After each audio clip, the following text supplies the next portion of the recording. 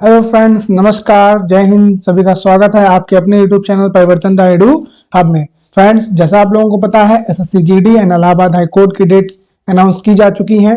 तो मैं आपके लिए प्रैक्टिस सेट लेके आ रहा हूं। जीके जीएस का प्रैक्टिस सेट है, महत्वपूर्ण 30 क्वेश्चनों का एक शानदार सा प्रैक्टिस सेट है, जिससे आपके क्वेश्चन फंसने ही फंसने हैं। आपको लास्ट वीडियो अपलोड किया जा चुका है चैनल पे। अगर वीडियो आपको पसंद आए तो चैनल को सब्सक्राइब करिएगा, वीडियो को लाइक करिएगा। तो चलिए शुरू करते हैं बिना किसी देरी के। आज का पहला प्रश्न हमारी स्क्रीन पे है कि मैग्सेस पुरस्कार पाने वाले पहले भारतीय कौन थे? विनोबा भावे, रविन्द्रनाथ टैगोर, दयानंद सरस्वती या गोपाल कृष्ण गोखले। अगर फ्रेंड्स बात करेंगे हम लोग रेमन मैग्सेस पुरस्कार की, तो यह पुरस्कार जो है ये आपके फिलीपींस के पूर्व राष्ट्रपति जो थे उनकी याद में फ्रेंड्स ये पुरस्कार दिया जाता है, और ये पुरस्कार सन 1957 से ये दिया जा रहा है। अगर बात करेंगे तो इसे हम लोग एशिया का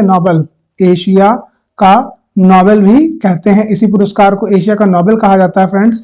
और ये पुरस्कार पाने वाले जो पहले भारतीय थे उनका नाम था विनोबा भावे। क्या नाम था फ्रेंड्स? विनोबा भावे। इन्हें ये पुरस्कार सन 1958 में दिया गया था। अगर हाल ही में पूछा जाए कि हाल ही में किसे मिला है, तो आप सबको पता होगा रवीश कुमार जो कि एनडीटीवी के आपके चीफ एग्जीक्यूटिव डायरेक्टर थे। उनको ये पुरस्कार सन 2019 में दिया गया है, हाल ही में। यानी ये आपका करंट वाला हो गया। और सबसे पहले किसे दिया गया था? तो विनोबा भावे से। विनोबा भावे का जो संबंध फ्रेंड्स है वो आपके भूदान आंदोलन से, ध्यान रखिएगा। स्वतंत्रता के बाद जो भूदान आंदोलन हुआ था उसी से आपका संबंध आता है विनोबा भावे का। तो इस क्वेश्चन का जो राइट आंसर हो जाएगा फ्रेंड्स, हो जाएगा आपका ऑप्शन नंबर ए। ठीक है फ्रेंड्स, ध्यान रखिएगा।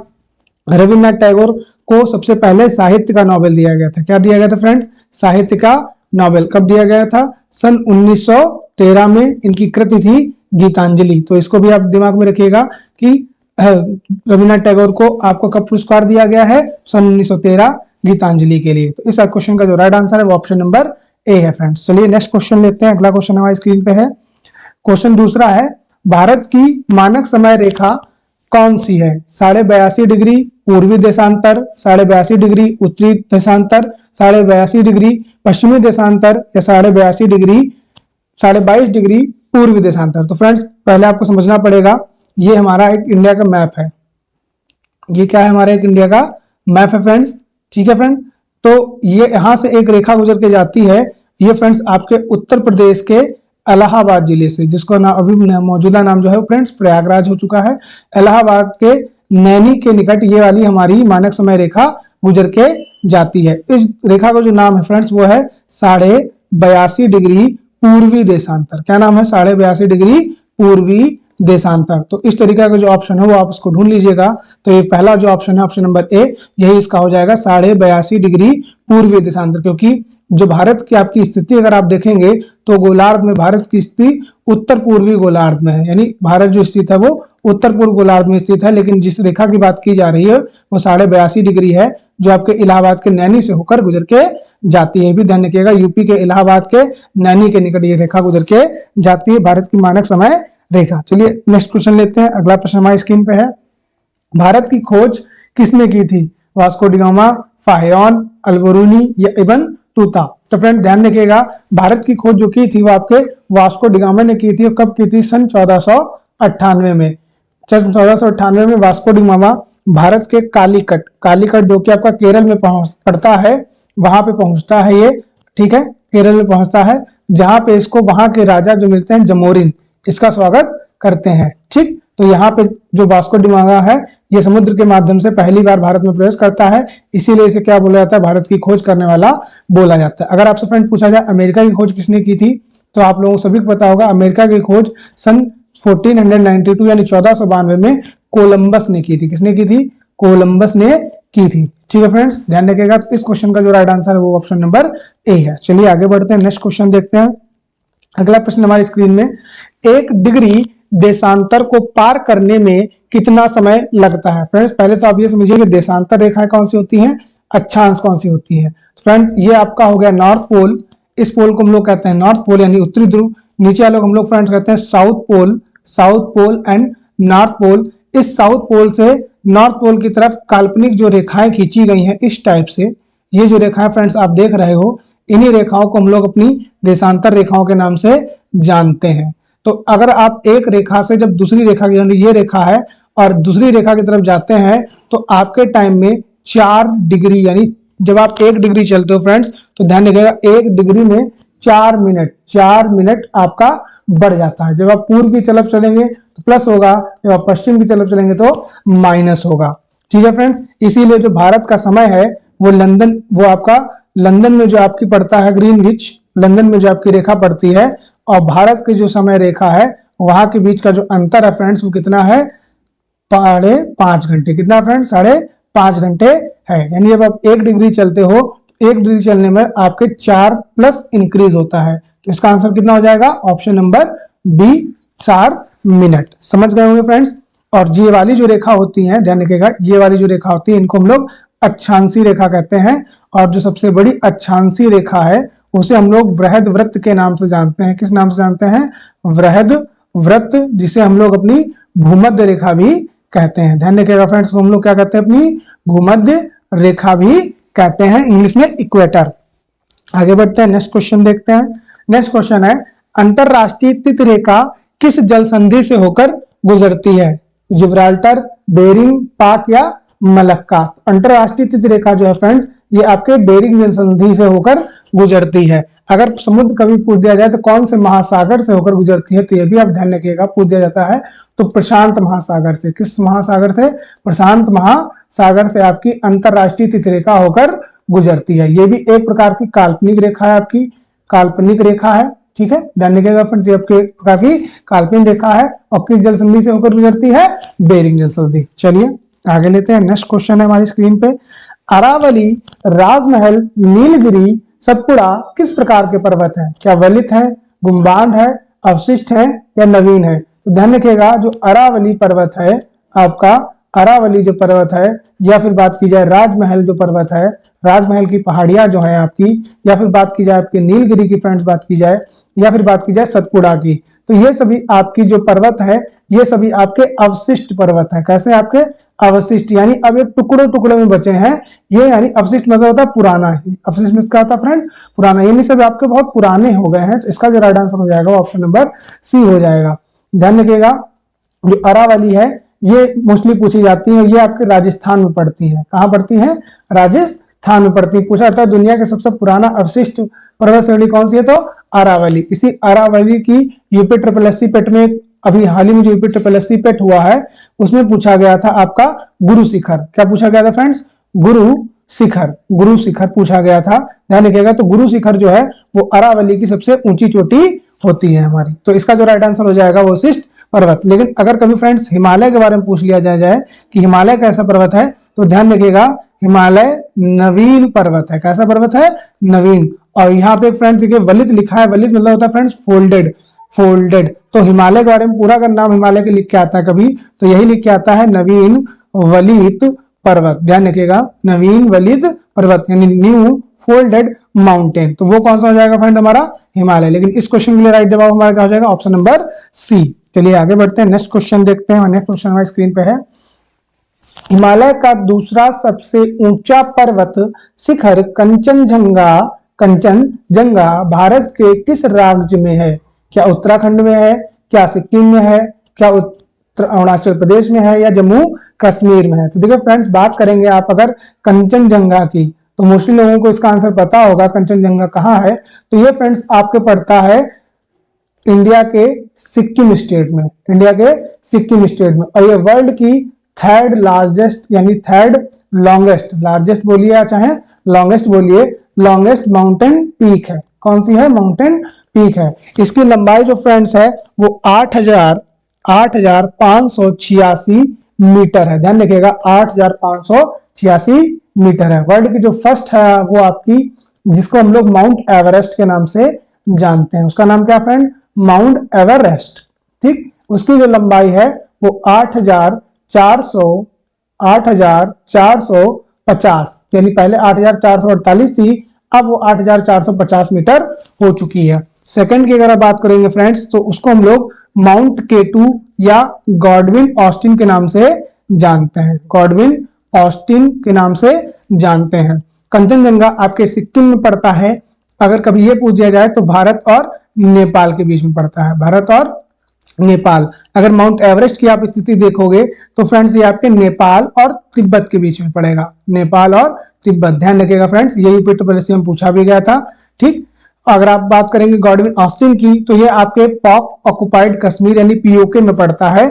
ठीक है फ्रेंड्स, K2 का मतलब होता है काराकोरम 2, ये चीज ध्यान रखिएगा। इस क्वेश्चन का जो राइट आंसर हो जाएगा वो ऑप्शन नंबर बी सिक्किम हो जाएगा, जिसकी पूरी डिटेल मैंने आपको दे दी है। वीडियो अगर पसंद आ रहा हो तो लाइक शेयर सब्सक्राइब करते रहिएगा। नेक्स्ट क्वेश्चन लेते हैं, लिखा है राष्ट्रीय वन नीति 1988 के अनुसार भारत के कितने प्रतिशत भाग पर वन होना चाहिए। 1988 में हम लोगों ने डिसाइड किया कि मान लीजिए भारत का जो आपका क्षेत्र है उसमें कितने प्रतिशत पर हमको वन चाहिए, तो वहां से एक टारगेट रखा गया था कि हमको 33% अपने भाग पर यानी 1/3 भाग पे हमको वन चाहिए ही चाहिए है। तो उसका लक्ष्य बनाया गया कि 33% भाग को हम लोगों को वन चाहिए। अगर आप बात करेंगे मौजूदा समय में, तो मौजूदा समय में जो नई वन नीति आपकी आई थी उस वन नीति में हमारा 24.56% वन से हम लोग कवर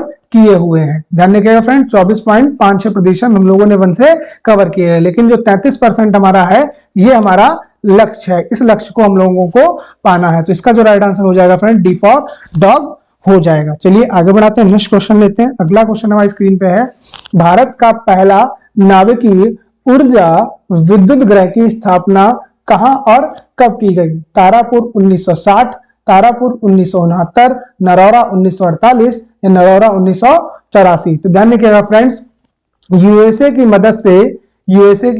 मदद से भारत में सन 1969 यानी 1969 में एक आपका नाभिकीय यानी एटॉमिक ऊर्जा का केंद्र स्थापित किया जाता है महाराष्ट्र के तारापुर में। कहा फ्रेंड्स, महाराष्ट्र के तारापुर में। और कब स्थापित किया जाता है 1969 में। इसका जो राइट आंसर हो जाएगा ऑप्शन नंबर बी हो जाएगा, तारापुर महाराष्ट्र 1969। नरौरा की अगर बात करेंगे फ्रेंड्स तो नरौरा आपका उत्तर प्रदेश में एक एटॉमिक ऊर्जा का संस्थान है। इससे पहले वाली वीडियो में मैंने आपको रावत भाटा के बारे में बताया था, फिर से एक बार ध्यान लीजिए। रावत भाटा आपका राजस्थान में पड़ता है, जबकि एक और आपको मैंने बताया था कैगा एटॉमिक एनर्जी जो इंस्टीट्यूट है ये आपका कर्नाटक में पड़ता है। चलिए आगे बढ़ते हैं, नेक्स्ट क्वेश्चन को देखते हैं। तो इस क्वेश्चन का आंसर जो हो जाएगा बी फॉर बॉल हो जाएगा। आगे बढ़ाते हैं, नेक्स्ट क्वेश्चन हमारी स्क्रीन पे है, गद्दी जनजाति कहां पाई जाती है। इंपॉर्टेंट फ्रेंड्स है, हम लोग भील याद रखते हैं लेकिन गद्दी भी कभी कभी पूछ दी जाती है। एसएससी की तो मोस्ट फेवरेट जनजातियां आती हैं, उनमें से एक जनजाति ये भी है। क्या राजस्थान में पाई जाती है, क्या हिमाचल में पाई जाती है, क्या अरुणाचल प्रदेश में पाई जाती है या मध्य प्रदेश में पाई जाती है। तो इसका जो राइट आंसर हो जाएगा फ्रेंड्स वो बी फॉर बॉल हो जाएगा। हिमाचल प्रदेश में आपकी गद्दी जनजाति पाई जाती है। अगर पूछा जाए किस जिले में पाई जाती है तो चंबा डिस्ट्रिक्ट में, ये आपकी हिमाचल प्रदेश का एक डिस्ट्रिक्ट है चंबा डिस्ट्रिक्ट यानी चंबा जिला, वहां पे ये पाई जाती है। और किस श्रेणी में पाई जाती है तो भी ध्यान रखिएगा, धौलाधार श्रेणी, जो आपकी धौलाधार श्रेणी हिमालय का ही एक भाग है, उसी में आपकी ये वाली जनजाति गद्दी जनजाति पाई जाती है। चलिए फ्रेंड्स आगे बढ़ाते हैं, नेक्स्ट क्वेश्चन देखते हैं। हमारी स्क्रीन पे है, अंग्रेजी भारतीय सेना में चर्बी वाले कारतूस चलने वाली एनफील्ड राइफल कब शामिल की गई थी। क्या सितंबर 1856, क्या दिसंबर 1856, जनवरी 1857 या मार्च 1857। तो इसका जो राइट आंसर हो जाएगा वो आंसर बी हो जाएगा आपका दिसंबर 1856 में। अगर आपको फ्रेंड्स याद हो, इसी चर्बी वाले कारतूस को चलाने से मना कर देते हैं आपके मंगल पांडे। कौन मना कर देता है, मंगल पांडे। तो मंगल पांडे क्या करते हैं, इस चर्बी वाले कारतूस को चलाने से मना कर देते हैं, जिसके लिए इनको 8 अप्रैल को क्या दे दी जाती है, फांसी दे दी जाती है। ये प्रकरण कब होता है फ्रेंड, 1857 को होता है। लेकिन जब चर्बी वाली कारतूस कब बनी थी फ्रेंड्स, ये बनी थी 1856 में। ध्यान रखिएगा, इंपॉर्टेंट क्वेश्चन है, कंफ्यूजिंग क्वेश्चन था क्योंकि कभी कभी हम लोग को 1857 लगा देते हैं, लेकिन इसी से जुड़ी 1857 की क्रांति हमारी दहक उठती है। और क्रांति का केंद्र क्या होता है आपका, मेरठ। ये ध्यान रखिएगा कि 1857 का क्रांति का केंद्र क्या था तो फ्रेंड, मेरठ था। इसी क्रांति को हम लोग कहते क्या है, सैनिक विद्रोह के नाम से भी हम लोग इसको जानते हैं, या भारत का प्रथम स्वतंत्रता संग्राम। ये भी ध्यान रखिएगा, भारत का प्रथम स्वतंत्रता संग्राम हम लोग इसे बोलते हैं 1857 की क्रांति को। ये भी ध्यान रखिएगा। उसका केंद्र बिंदु कहाँ था? तो मेरठ था। चलिए आगे बढ़ाते हैं, नेक्स्ट क्वेश्चन लेते हैं अपना। नेक्स्ट क्वेश्चन है हमारा 1907 में कांग्रेस का अधिवेशन कहाँ हुआ था? वेरी मोस्ट इंपॉर्टेंट क्वेश्चन है फ्रेंड, ध्यान रखिएगा। मोस्ट इंपॉर्टेंट क्वेश्चन है, स्टार लगा लीजिएगा इस क्वेश्चन पे। हमसे क्या पूछा जा रहा है? 1907 में कांग्रेस का अधिवेशन कहाँ हुआ था? तो थोड़ा सा अगर कांग्रेस के बारे में हम लोग जानने की कोशिश करेंगे फ्रेंड्स, तो कांग्रेस की स्थापना ए ओ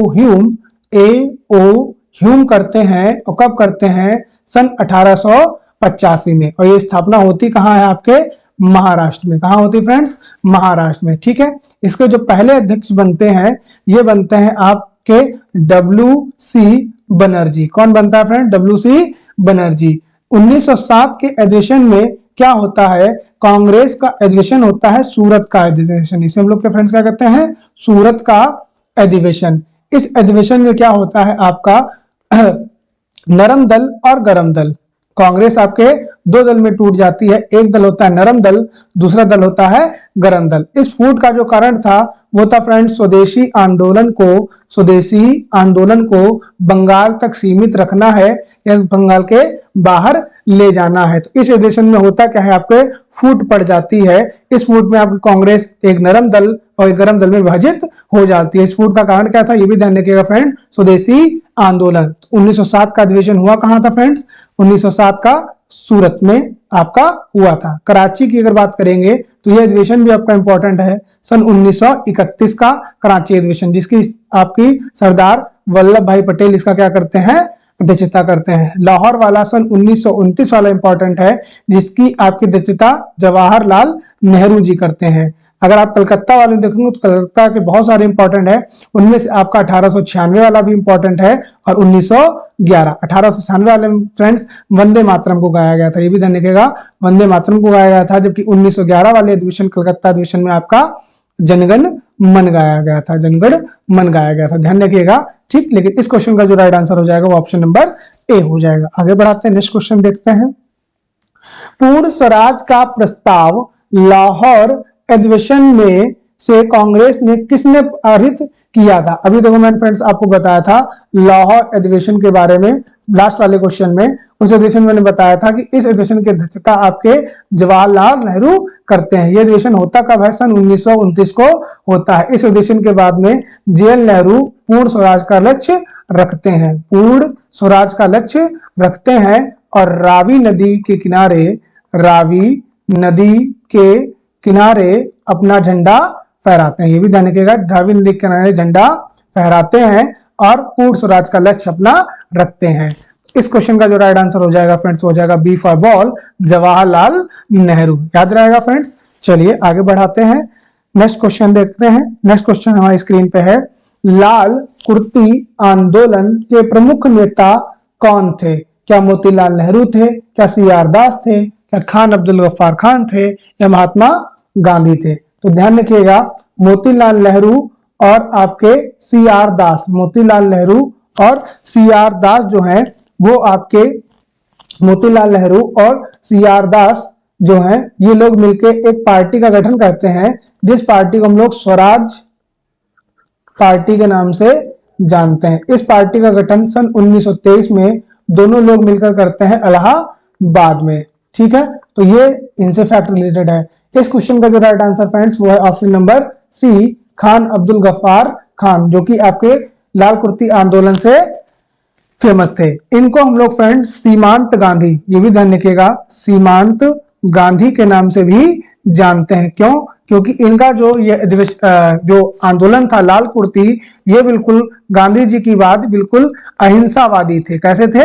अहिंसावादी। इसीलिए इनको हम लोग सीमांत गांधी या फ्रंटियर गांधी, ये भी ध्यान रखिएगा, सीमांत गांधी या फ्रंटियर गांधी के नाम से हम लोग इनको जानते हैं। ठीक है, तो लाल कुर्ती आंदोलन जो है उसका संबंध किसके है? खान अब्दुल गफ्फार खान। इस क्वेश्चन का जो राइट आंसर हो जाएगा सी। चलिए नेक्स्ट क्वेश्चन लेते हैं। अगला नेक्स्ट क्वेश्चन है अपनी स्क्रीन पे, भारत छोड़ो आंदोलन कब से प्रारंभ हुआ? 1940, 1941, 1942 या 1943? अगर बात करेंगे आप भारत छोड़ो आंदोलन की, तो यह फ्रेंड्स आपके सन 1942 से शुरू हुआ था। अगर डेट आप देखना चाहेंगे तो 9 अगस्त 1942 से गांधी जी इस भारत छोड़ो आंदोलन का आह्वान करते हैं। गांधी जी क्या करते हैं, इसका आह्वान करते हैं, लेकिन गांधी जी और अन्य बड़े नेताओं को इसमें जेल भेज दिया जाता है। ठीक है, बाद में इस आंदोलन को सुभाष चंद्र बोस जी आगे लेकर जाते हैं। सुभाष चंद्र बोस इस आंदोलन को आगे लेकर जाते हैं। इसी आंदोलन में रेडियो से प्रसारण में आपका बहुत योगदान रहता है। ये भी ध्यान रखिएगा, पूछा जाता है कि इस आंदोलन में रेडियो का योगदान बहुत ज्यादा रहा था। तो आपका भारत छोड़ो आंदोलन, तो आंदोलन होता कब है आपका फ्रेंड्स, 9 अगस्त 1942 को। इसी आंदोलन में गांधी जी बहुत अपना महत्वपूर्ण नारा देते हैं, करो या मरो। ये भी पूछा जाता है करो मरो का नारा भारत गांधी जी ने कब दिया था, तो सन 1942 में दिया था। ठीक है फ्रेंड्स, किस आंदोलन में दिया था, तो भारत छोड़ो आंदोलन में आपका दिया था। आगे बढ़ते हैं, नेक्स्ट क्वेश्चन देखते हैं। नेक्स्ट क्वेश्चन आपकी स्क्रीन पे है, हिंद स्वराज पुस्तक के लेखक कौन है? भीमा अम्बेडकर है, महात्मा गांधी हैं, दादा भाई नौरोजी हैं, या गोपाल कृष्ण गोखले हैं? तो हिंद स्वराज के जो लेखक है वो आपके महात्मा गांधी है। इनकी एक और पुस्तक है जिसका नाम है माई एक्सपेरिमेंट विद ट्रुथ। ये भी ध्यान रखिएगा, माई एक्सपेरिमेंट विद ट्रुथ, ये इनकी एक और फेमस जो है वो बुक है। और एक आपकी हिंद स्वराज है। ये हिंद स्वराज अभी यूपी SSS का जो पेपर पेट वाला हुआ था उसमें भी आपकी पूछी गई थी, तो ध्यान रखिएगा, क्योंकि हाईकोर्ट का भी पेपर आपका लगा है, इसीलिए इस क्वेश्चन को आप नजरअंदाज मत करिएगा। चलिए आगे बढ़ाते हैं, नेक्स्ट क्वेश्चन लेते हैं। नेक्स्ट हमारा क्वेश्चन, किस समाज सुधारक के प्रयास से 1829 ईस्वी में सती प्रथा को रोक कर घोषित कर दिया गया, यानी सती प्रथा पर रोक घोषित कर दी गई? ईश्वर चंद्र विद्यासागर, दयानंद सरस्वती, MG रानाडे, या राजा राम मोहन राय? तो आप लोगों के क्वेश्चन के बारे में तो बहुत ज्यादा जानकारी होगी कि राजा राम मोहन राय के अथक प्रयासों के द्वारा सन 1829 में आपके लॉर्ड विलियम बेंटिक और आपके राजा राम मोहन राय के सहयोगों से आपके सती प्रथा एक्ट आता है।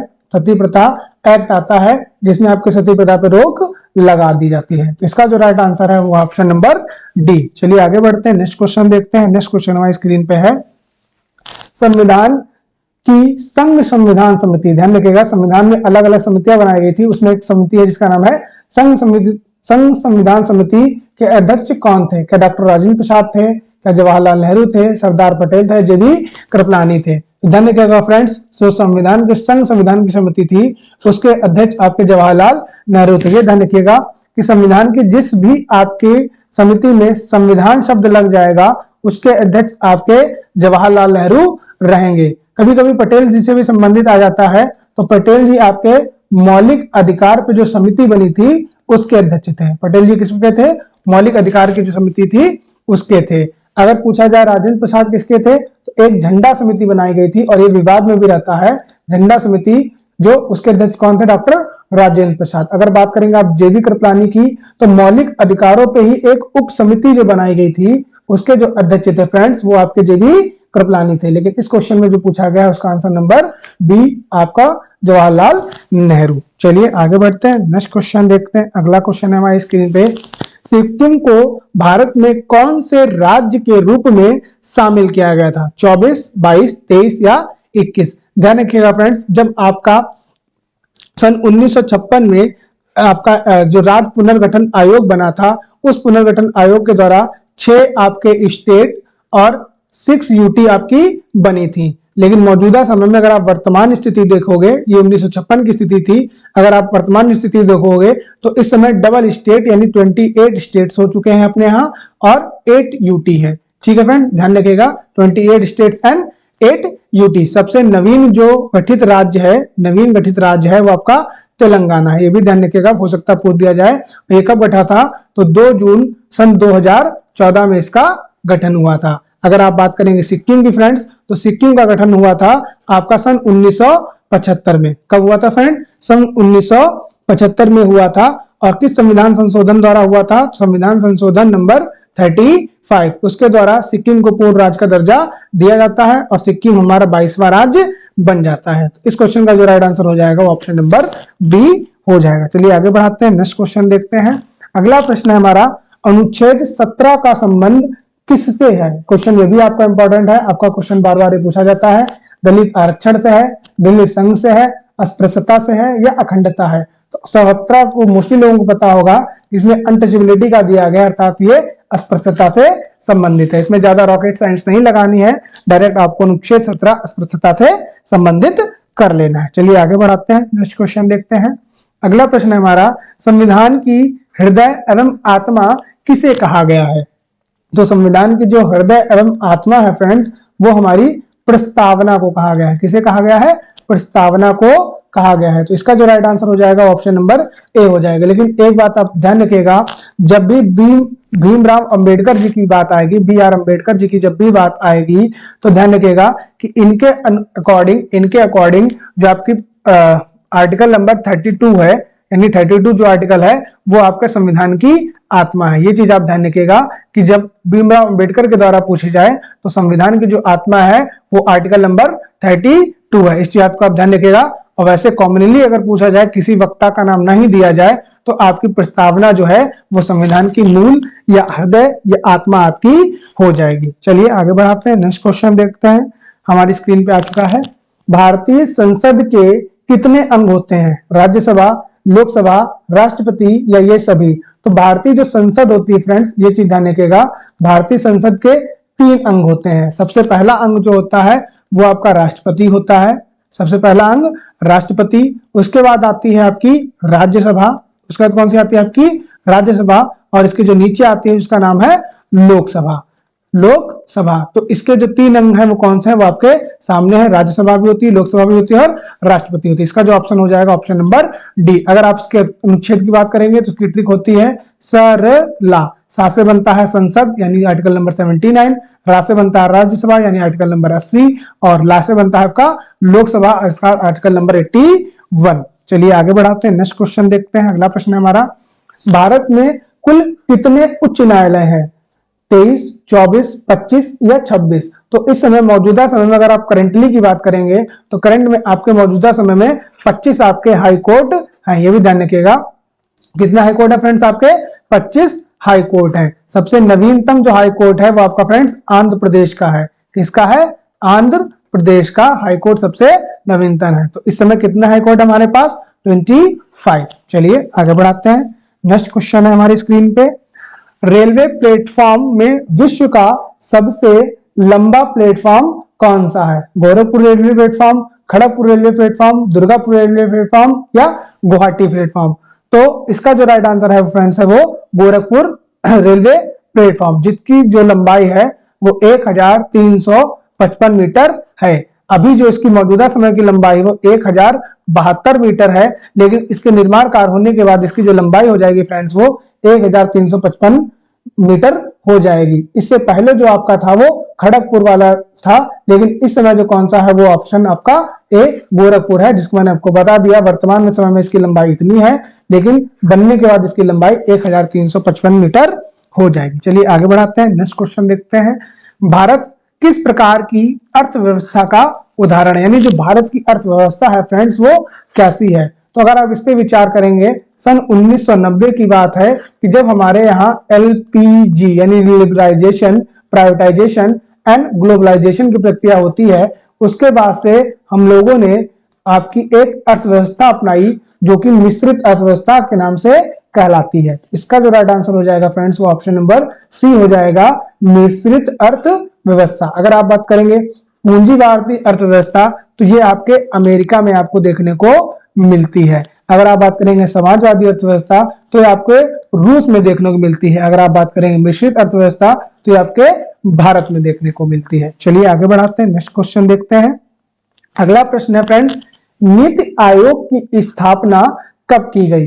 1 जनवरी 2015, 15 अगस्त 2015, 26 जनवरी 2015 या नन ऑफ दीज में से कोई नहीं। अगर बात करेंगे आप नीति आयोग की फ्रेंड्स, इसकी स्थापना नरेंद्र मोदी जी ने 1 जनवरी 2015 को की गई थी। इससे पहले जो आपका चलता था वो आपका योजना आयोग चलता था। इस योजना आयोग को समाप्त करके आपका नीति आयोग बनाया गया। कौन सा बनाया गया? आपका नीति आयोग बनाया गया। ये भी ध्यान रखिएगा, नीति आयोग का जो अध्यक्ष होता है वो आपका प्रधानमंत्री होता है। उसी प्रकार योजना आयोग का भी जो अध्यक्ष होता था वो भी आपका प्रधानमंत्री होता था। योजना आयोग में कुल कितनी योजनाएं आई थी? आपकी 12। तो नीति आयोग में ऐसा कोई भी योजनाओं का कार्य नहीं है, लेकिन नीति आयोग क्या करता है? राज्यों को उनकी हर एक चीज की मॉनिटरिंग करता है और उनको रैंकिंग देता है। इसकी जो गठन हुआ था वो कब हुआ था? 1 जनवरी 2015 को। तो इसका जो राइट आंसर हो जाएगा वो आपका हो जाएगा ऑप्शन नंबर ए। चलिए आगे बढ़ाते हैं, नेक्स्ट क्वेश्चन देखते हैं। अगला प्रश्न है, शांत घाटी का संबंध किससे है? केरल से है, उत्तराखंड से है, कर्नाटक से है या तमिलनाडु से है? तो शांत घाटी जो क्षेत्र है फ्रेंड्स, ये आपका जैव विविधता वाला क्षेत्र है, जैव विविधता वाला क्षेत्र है। इसका जो संबंध है फ्रेंड्स वो आपके केरल राज्य से है। अगर आप बात करेंगे उत्तराखंड में, तो उत्तराखंड में आपको फूलों की घाटी देखने को मिलती है। कर्नाटक को हम लोग फ्रेंड्स सिलिकॉन वैली बोलते हैं। क्या बोलते हैं? Silicon valley. कर्नाटक का यहां से मतलब है आपका बेंगलुरु। किससे मतलब है? बेंगलुरु, जिसे हम लोग सिलिकॉन वैली की संज्ञा देते हैं। लेकिन शांत घाटी का संबंध किससे है? आपका केरल से। इसका जो राइट आंसर हो जाएगा फ्रेंड्स वो ऑप्शन नंबर ए हो जाएगा। चलिए आगे बढ़ते हैं। नेक्स्ट क्वेश्चन है हमारी स्क्रीन पे, प्रथम नेशनल पार्क जिम कॉर्बेट कहाँ स्थित है? उत्तर प्रदेश में स्थित है, उत्तराखंड में स्थित है, मध्य प्रदेश में स्थित है या असम में स्थित है? अगर आप बात करेंगे प्रथम नेशनल पार्क जिम कॉर्बेट, तो ये आपका मौजूदा उत्तराखंड में है। ठीक है, उत्तराखंड कभी आपका उत्तर प्रदेश का हिस्सा था, लेकिन सन 2000 के बाद से ये आपका उत्तर प्रदेश का हिस्सा नहीं रह गया। लेकिन अगर आप बात करेंगे इस समय की, उत्तराखंड में आपका नेशनल पार्क जिम कॉर्बेट देखने को मिलता है। 1935 से पहले इसका नाम द हैली नेशनल पार्क था। ये भी आप ध्यान रखिएगा, द हैली नेशनल पार्क था 1935 से पहले। लेकिन मौजूदा समय इसका नाम क्या है? जिम कॉर्बेट राष्ट्रीय उद्यान, जो कि आपका कहाँ है? उत्तराखंड में। ये चीज आप ध्यान रखिएगा। आगे बढ़ाते हैं। नेक्स्ट क्वेश्चन है हमारी स्क्रीन पे, भारत की पहली महिला राज्यपाल कौन है? सुचिता कृपलानी है, सरोजिनी नायडू है, एनी बेसेंट है या मायावती है? इसका जो राइट आंसर हो जाएगा फ्रेंड्स हो जाएगा आपका सरोजिनी नायडू। सरोजिनी नायडू आपके संयुक्त प्रांत यानी उत्तर प्रदेश को पहले हम लोग संयुक्त प्रांत के नाम से जानते थे, वहां की राज्यपाल आपकी बनती हैं। इसी आपके उत्तर प्रदेश की पहली महिला जो पहली महिला जो सीएम बनती है यानी चीफ मिनिस्टर बनती है, वो सुचिता कृपलानी बनती है। ठीक है फ्रेंड्स, तो दोनों फ्रेंड्स आप ध्यान रखिएगा, सुचिता कृपलानी पहली यूपी की पहली सीएम है और देश की भी पहली महिला सीएम है, और सरोजिनी नायडू भी यूपी के आपकी राज्यपाल थी संयुक्त प्रांत की, और ये आपकी भारत की भी पहली राज्यपाल थी। चलिए आगे बढ़ाते हैं, नेक्स्ट क्वेश्चन देखते हैं। अगला प्रश्न हमारी स्क्रीन पे है, इंडिया विंस फ्रीडम के पुस्तक के लेखक कौन है? क्या मौलाना अबुल कलाम आजाद है, वीडी सावरकर है, जयप्रकाश नारायण है या बंकिम चंद्र चटर्जी है? इसका जो राइट आंसर हो जाएगा फ्रेंड्स हो जाएगा मौलाना अब्दुल कलाम आजाद। ये हमारे जो प्रथम सरकार बनी थी उसमें शिक्षा मंत्री के पद से भी इन्होंने इस पद को लाभान्वित किया था। वीडी सावरकर ने भी एक पुस्तक लिखी है जिसका नाम है the Indian war of independence. ये भी ध्यान रखिएगा, ये वीडी सावरकर की पुस्तक है 1857। ये भी बहुत बार पूछ ली जाती है, ये वीडी सावरकर की पुस्तक है। आपकी इंडिया विंस जो फ्रीडम है ये आपकी मौलाना अबुल कलाम आजाद की पुस्तक है। फ्रेंड्स, ये टॉप 30 क्वेश्चन जो थे जो हम लोगों ने आपके साथ डिस्कस किए, कमेंट करके जरूर बताइएगा आपको वीडियो कैसा लगा है, और आपको किस टॉपिक पे कोई भी अगर वीडियो चाहिए है तो आप हमारे कमेंट बॉक्स में अपना कमेंट ड्रॉप कर सकते हैं। वीडियो को लाइक एंड शेयर सब्सक्राइब कर सकते हैं, और वीडियो को ज्यादा से ज्यादा शेयर करिएगा। आपको किसी भी टॉपिक पे, अगर कोई भी टॉपिक पे आपको किसी प्रकार के वीडियो आपको चाहिए हो तो वो आप कमेंट बॉक्स में आप ड्रॉप कर दीजिएगा। ज्यादा से ज्यादा वीडियो को शेयर करिएगा फ्रेंड्स। Thank you.